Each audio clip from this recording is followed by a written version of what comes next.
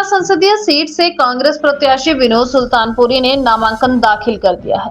इस दौरान सीएम सुक्खू, कांग्रेस अध्यक्ष प्रतिभा सिंह भी मौजूद रही।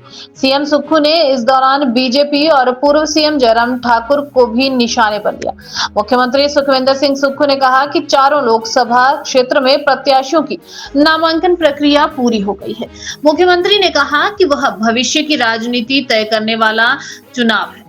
बीजेपी वोट के द्वारा सरकार नहीं बना पाई, ऐसे में भाजपा ने नोट के दम पर सरकार बनाने की कोशिश की। नेता प्रतिपक्ष जयराम ठाकुर पर तंज कसते हुए मुख्यमंत्री ने कहा कि नेता प्रतिपक्ष का गणित कमजोर है।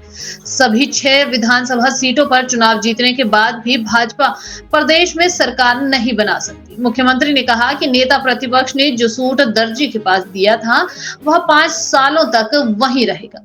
5 साल बाद जनता देखेगी कि किसने बेहतर काम किया है।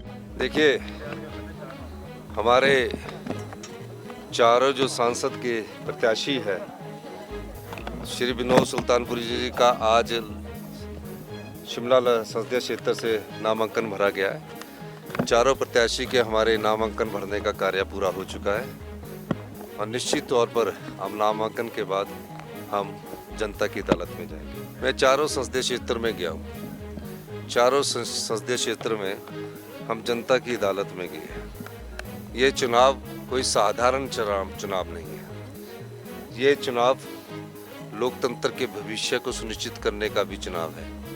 देश की राजनीति को दिशा देने का भी चुनाव है। इस चुनाव में जिस प्रकार भारतीय जनता पार्टी ने जनता की भावनाओं का सौदा किया है और जो विधायक जनता के वोट पर चुनकर आए और भारतीय जनता पार्टी को जब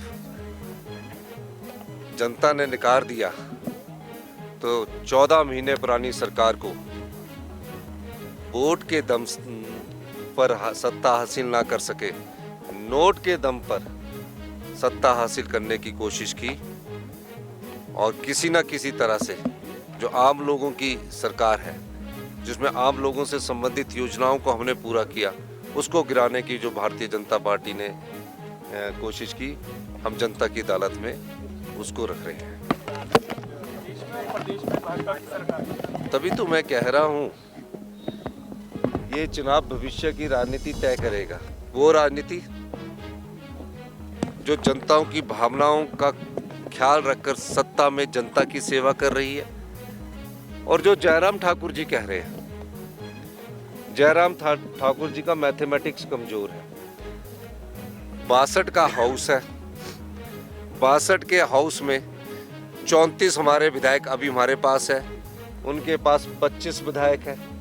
मान लीजिए कि 6 इनके विधायक जो अभी चुनाव में बिके हुए विधायक जो चुनाव लड़ रहे हैं, जो ना कांग्रेस पार्टी के कार्यकर्ता उनको पसंद करते हैं ना बीजेपी के कार्यकर्ता उनको पसंद कर रहे हैं। अगर वो चुनाव भी जीत गए तो 25 और 6 कितने हो गए? 31। हम कितने हो गए? 34। 3 जो आजाद विधायक हैं उनका भी चुनाव होना है।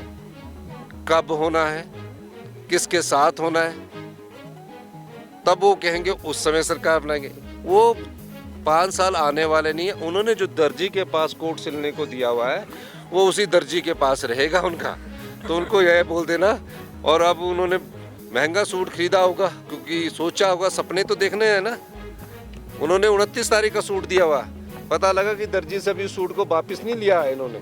तो बोलना वो अगले 5 साल बाद अगर जनता उनको चाहेगी, अगर हमने अच्छा काम किया तो हमें चाहेगी। तो ये जनता तय करती है, जयराम ठाकुर जी तय नहीं करते। तो उनको बोलो कि मैथमेटिक्स में थोड़ी सी निपुणता हासिल करे। वहीं इस दौरान कांग्रेस प्रत्याशी विनोद सुल्तानपुरी ने कहा कि अभी लड़ाई शुरू हुई है, उन्हें मेहनत करते हुए जनता के बीच जाना है और जनता के दिल को जीतना है। कहा कि उनके पक्ष में जनता का रिस्पांस बेहद अच्छा। इस दौरान सुरेश कश्यप के जीत के दावे पर सुल्तानपुरी हमला बोलते हुए कहा कि कुछ बातें खुद कहने से अच्छा जनता से पूछ लेनी चाहिए। मेहनत करनी है, अभी तो लड़ाई शुरू है और अपने तरफ से जो बेस्ट हो सकता है अपनी बेस्ट परफॉर्म करना है और लोगों के मत को हमें मेहनत करते हुए उनके दिल को जीतना है, उनके काम करते हुए। किस तरह का रिस्पॉन्स? अद्भुत, बहुत बहुत अच्छा। सुरेश कश्यप यहाँ से सांसद उन्होंने कहा कि मुझ पर एक बार फिर जनता भरोसा करेगी। पीएम मोदी जो है वो तीसरी बार बने। देखिए, कई बार लोगों से पूछ लेना चाहिए, खुद नहीं बोलना चाहिए।